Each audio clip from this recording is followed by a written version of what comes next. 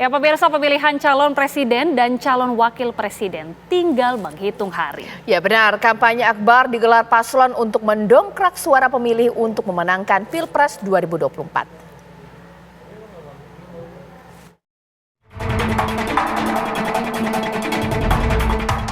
Kampanye akbar pemilu 2024 yang digelar pada 21 Januari hingga 10 Februari menjadi langkah terakhir pasangan calon presiden dan wakil presiden mendongkrak jumlah suara pemilih. Mobilisasi massa hingga mendatangi pintu ke pintu dilakukan pasangan Capres-Cawapres menggait suara pemilih untuk memenangkan Pilpres 2024. Anies Baswedan, Muhaimin Iskandar, Prabowo Subianto, Gibran Rakabuming Raka, dan Ganjar Pranowo, Mahfud MD bergerilya ke sejumlah daerah. Kampanye akbar banyak dimanfaatkan pasangan Capres-Cawapres untuk menggait suara pemilih. Anies Baswedan, Muhaimin Iskandar menggelar kampanye secara terpisah. Anies banyak bergerak di luar Pulau Jawa, sementara Muhaimin Iskandar berfokus pada suara di Jawa Timur dan kaum Nahdliyin sebagai basis suara Partai Kebangkitan Bangsa.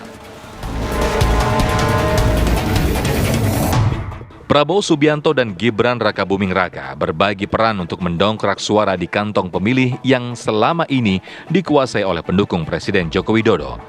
Prabowo yang masih menjabat sebagai Menteri Pertahanan pun harus berbagi waktu kampanye dan tugasnya sebagai pembantu Presiden. Sementara itu Gibran lebih banyak ke daerah-daerah luar Jawa. Ganjar Pranowo dan Mahfud MD berkampanye politik dengan membagi wilayah.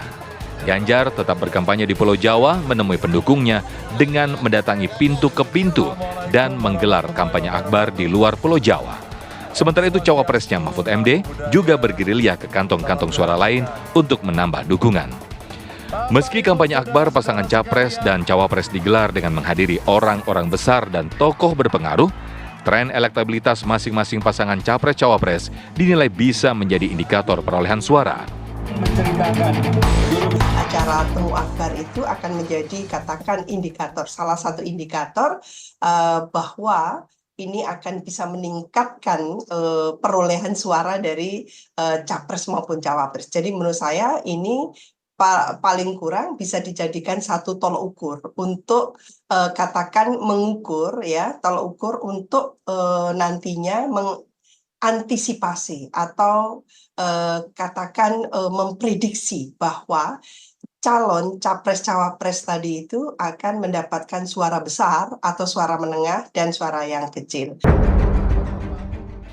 Selain itu, kapasitas dan kompetensi dari capres-cawapres terhadap isu-isu yang berkembang di masyarakat akan menjadi faktor penentu bagi kelompok rasional yang masih belum menentukan pilihan.